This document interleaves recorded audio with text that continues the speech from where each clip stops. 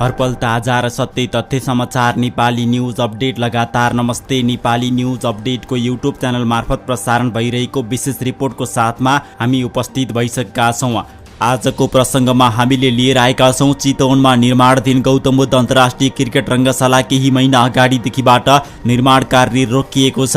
धुर्मुस सुन्तली फाउन्डेसनले निर्माण गरिरहेको गौतम बुद्ध अन्तर्राष्ट्रिय क्रिकेट रङ्गशालामा 17 करोड बढी ऋणको भारी चुलिएको छ। सुरु गरौँ यस सम्बन्धी हामीले तयार पारेको विशेष रिपोर्ट। हास्य कलाकार तथा समाजसेवी सीताराम कट्टेल धुर्मुसले आफूहरू रङ्गशाला निर्माणको परियोजनाबाट पर नभागेको बताएका छन्। सामाजिक सञ्जालमा धुर्मुस सुन्तली फाउन्डेसन मार्फत एक भिडियो सन्देश राख्दै धुर्मुसले आफूहरू स्थगित रहेको परियोजनाबाट पर नभागेको र छिट्टै यसलाई पुनः सञ्चालन गर्ने बताएका छन्।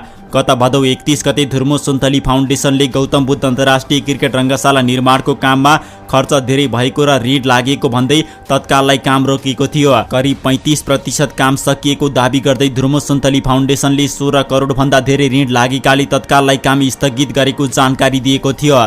2075 माघ 16 गतेबाट रङ्गशाला निर्माणको काम थालेको फाउन्डेसनले हालसम्म रङ्गशाला निर्माणमा 54 करोड रुपियाँ खर्च भएको दाबी गरेको थियो। ऋण धेरै भएका कारण थप उधारोमा कारोबार गर्न नसकिने भन्दै गत भदौमा फाउन्डेसनले रङ्गशाला निर्माणको कामलाई रोकेको थियो। रोकिएको परियोजनाको काम अब छिट्टै सुरु हुने धुर्मुसले बताएका छन्।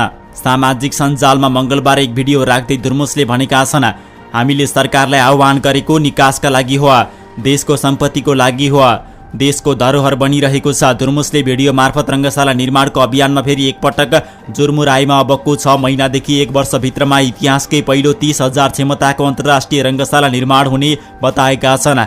आफूले रङ्गशाला निर्माण गर्ने उद्देश्य लिएर अघि बढ्दा धेरैभन्दा धेरै आश्वासन मात्रै पाएको उनले बताए। सँगै आफूले पाएका साथ र हातहरू पनि बिस्तारै टुट्दै गएकाले तिनीहरूलाई जोड्ने प्रयास गरिरहेको धुर्मुसले बताएका छन्। सँगै केही दिनमा रङ्गशाला निर्माणमा भएका विवरणहरू सार्वजनिक गर्ने उनले बताए। सङ्घीय प्रदेश र स्थानीय सरकारलाई अब यसको अभिभावकत्व ग्रहण गर्न अनुरोध गर्दछु, धुर्मुसले भनेका छन्। अब यसको निकास कसरी गर्ने? 17 करोड भन्दा माथि ऋणको भारी बोकेर म हिँडिरहेको छु।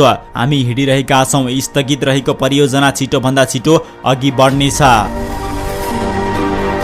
अवस्था आज हामीले प्रसारण गरेका थियौँ चितवनमा निर्माणाधीन गौतम बुद्ध अन्तर्राष्ट्रिय क्रिकेट रङ्गशाला सम्बन्धी यो समाचार। निर्माणाधीन गौतम बुद्ध अन्तर्राष्ट्रिय क्रिकेट रङ्गशालामा 17 करोड भन्दा माथिको ऋणको भारी चुलिएको छ र यसले गर्दा निर्माण कार्यमा केही ढिलासुस्ती हुन पुगेको छ।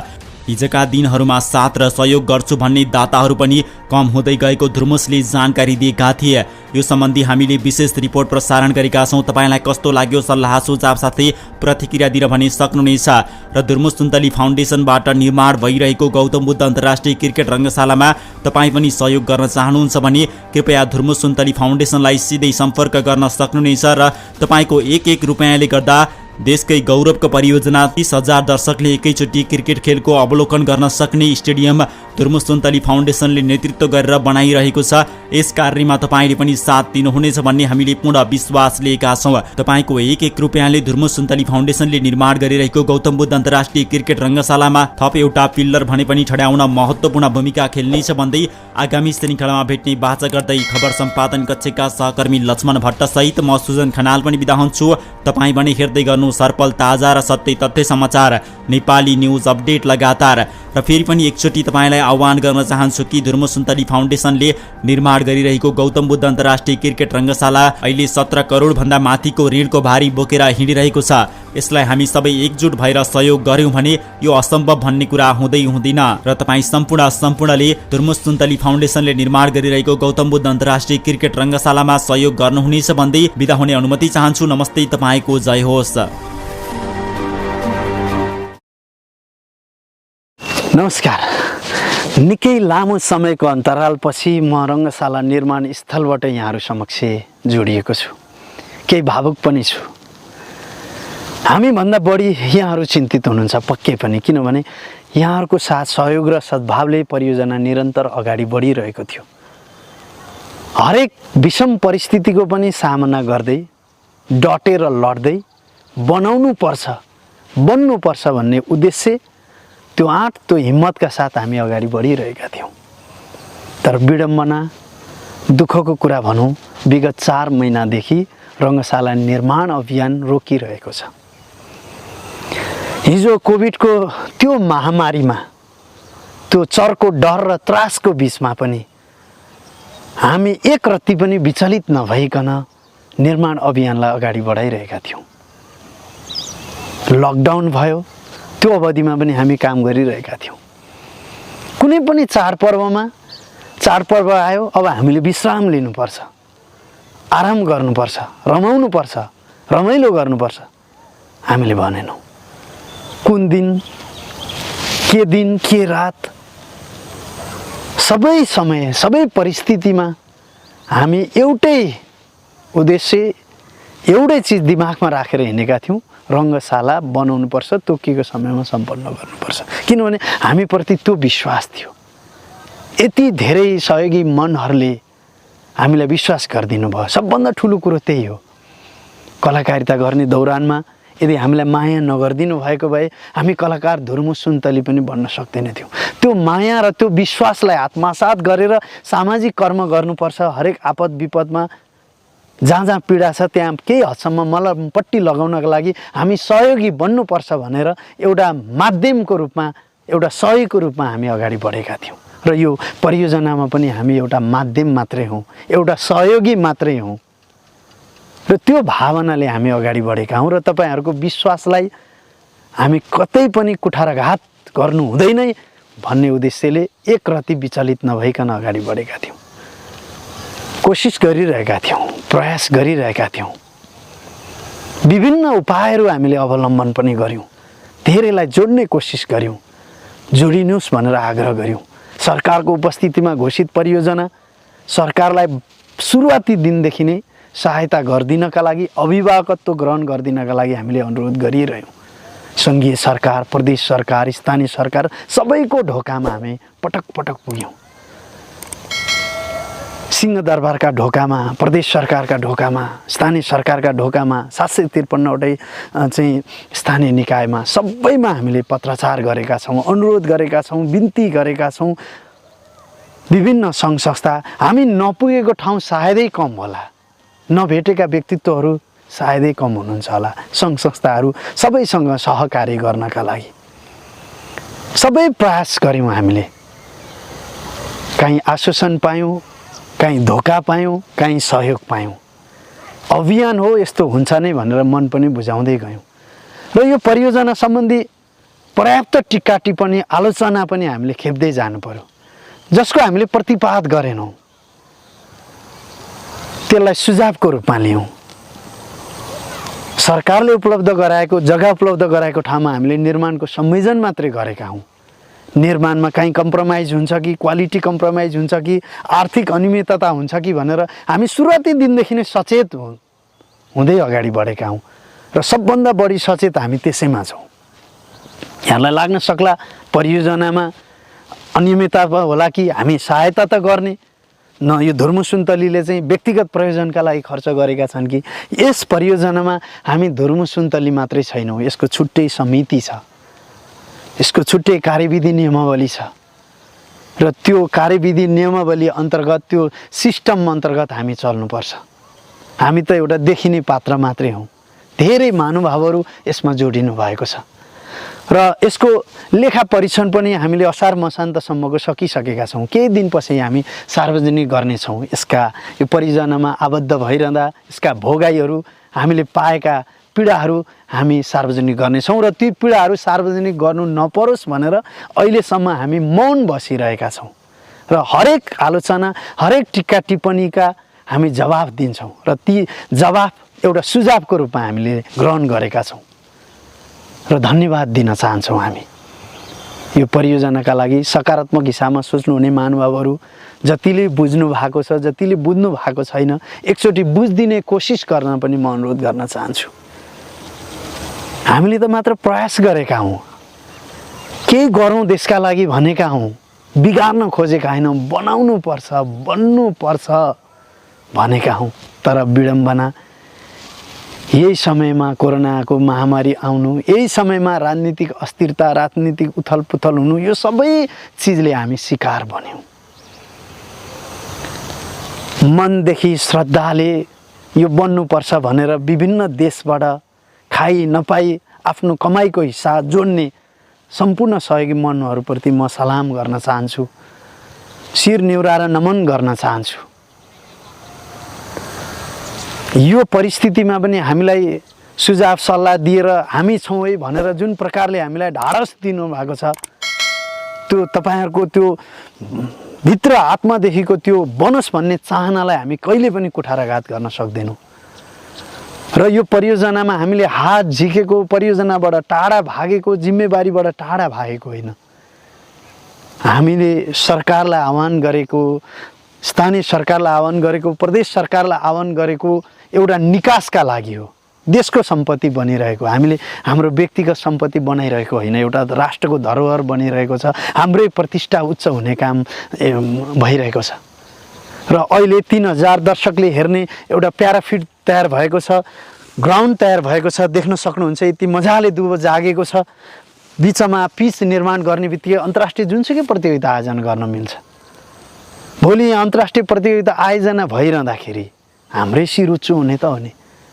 नागरिक र सरकारको सहयोगमा, पहलमा, आँट र हिम्मतमा यत्रो ठुलो परियोजना, एउटा स्टेडियम देशभित्र बनिरहँदा 30,000 क्षमताको स्टेडियम इतिहासमा पहिलोचोटि राष्ट्रले पाइरहँदाखेरि हाम्रै छाती ढक्क फुलेर आउने त हो नि।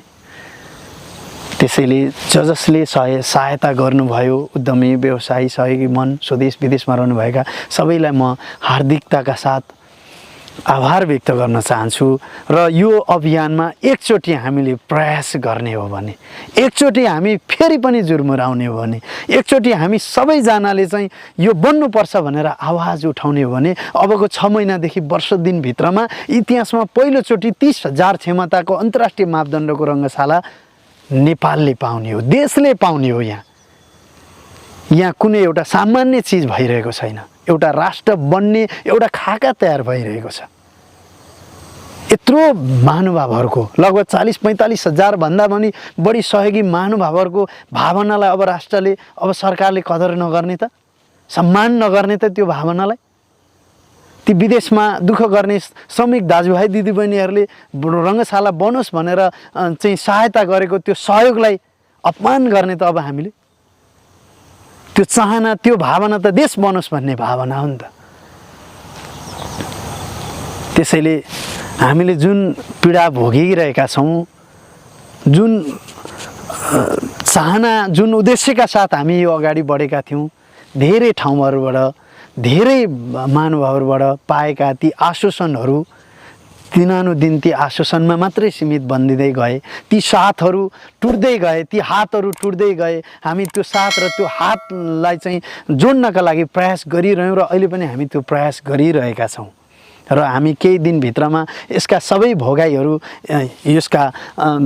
यसको सम्पूर्ण विवरणहरू हामी सार्वजनिक गर्नेछौँ। मात्र म अहिले यति आग्रह गर्न यहाँहरू समक्ष उपस्थित भएको छु, एकचोटि हामीले के कर्म गरेछौँ त, के काम चाहिँ गरेछौँ त, हामीले एकचोटि रङ्गशाला स्थलमा आएर हेरिदिनुहोस्। साँच्चीकै हामीले राम्रो गरेका रहेछौँ अथवा नराम्रो गरेका रहेछौँ, हामीले कुनै पनि चिज गडबड गरेका रहेछौँ, कुनै पनि चिज चाहिँ हामीले चाहिँ नचाहिँदो गरेका रहेछौँ, नराम्रो गरेका रहेछौँ भने हामी जुनसुकै सजाय पनि भोग्न तयार छौँ। तर जे गरेका हौँ देशका लागि गरेका हौँ, बन्नुपर्छ भनेर गरेका हौँ, बनाउनुपर्छ भनेर गरेका हौँ। हामी बिगार्नुपर्छ, भत्काउनुपर्छ भनेर कहिल्यै हिँडेनौँ। हामीले हाम्रो व्यक्तिगत लाइफ, आज म कलाकारिता मनज्ञ तरिकाले अगाडि बढिरहेको थियो भनेदेखि म एउटा पोजिसनमा पुग्थेँ होला। मेरो सहकर्मी साथीहरू, अग्रज व्यक्तित्वहरू मजाले आफ्नो पेसामा रमिरहनु भएको छ, रमाइरहनु भएको छ।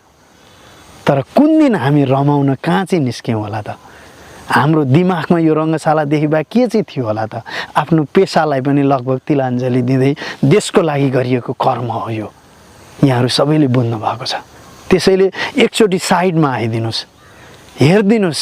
सामाजिक सञ्जालका भित्तामा विभिन्न ठाउँमा बसेर कमेन्ट गर्नुभन्दा, स्टाटस लेख्नुभन्दा एकचोटि साइडमा आएर हेरिदिनुहोस् त। गाली नै गर्नुहोस्, केही फरक पर्दैन, तर हेर्नुहोस्, महसुस गर्नुहोस्, त्यसमा आफू भएको महसुस गर्नुहोस् त। आफू भएर यो काम गरिरहँदाखेरि कति हन्डर, कति कष्ट, कति दुःख हुन्थ्यो होला। एउटा सामान्य घर बनाउँदा त कति गाह्रो, कठिन हुन्छ भने देशको एउटा अन्तर्राष्ट्रिय मापदण्डको अन्तर्राष्ट्रिय संरचना बनिरहेको यो चान्चुने चिज त होइन नि यो।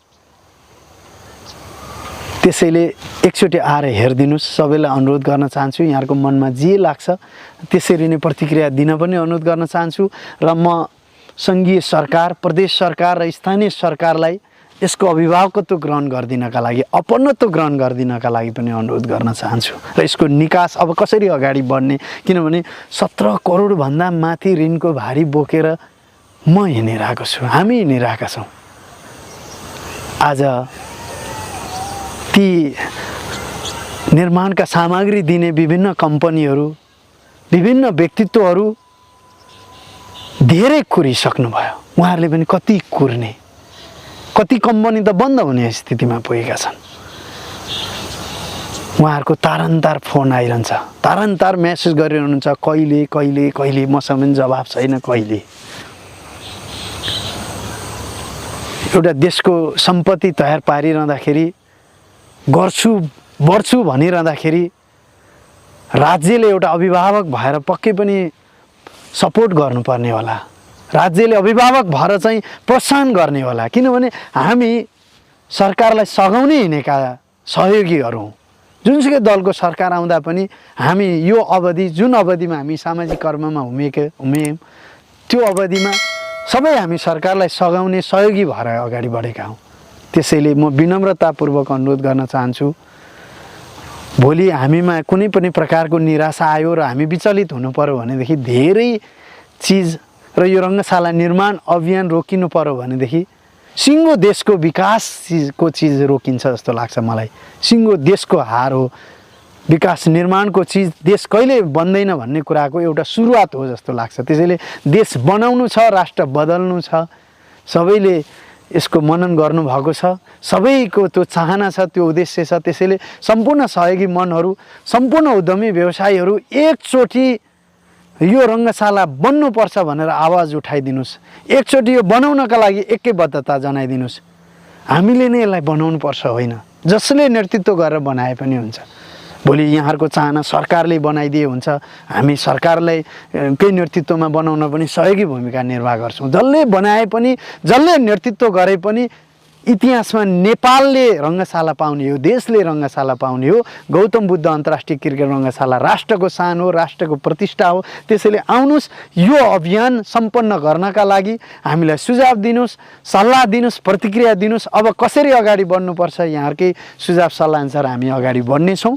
र अन्त्यमा एकपटक साइटमा आएर साइट भिजिट गरिदिनका लागि म सम्पूर्ण पक्षलाई, स्वदेशमा हुनुहुन्छ आइदिनुहोस्, विदेशमा हुनुहुन्छ आउन गाह्रो भए पनि यसको वस्तुस्थिति बुझेर मात्रै यहाँहरूले प्रतिक्रिया दिन पनि अनुरोध गर्न चाहन्छु। र अन्त्यमा सबैलाई धन्यवाद दिँदै पुनः यो स्थगित रहेको परियोजना छिटोभन्दा छिटो अगाडि बढ्नेछ, त्यसको निकास निस्किनेछ र फेरि पनि पहिलाको रफ्तारमा अगाडि बढ्नेछ भन्ने हिसाबमा विश्वस्त हुँदै सबैलाई धन्यवाद दिँदै बिदा हुन चाहन्छु। नमस्ते। नेपालको झण्डा फहराउँछौं सबैभन्दा माथि, क्रिकेटकै कारण विश्वमा चौडा छ छाती। राष्ट्र निर्माण तपाईँ हाम्रो अभियान।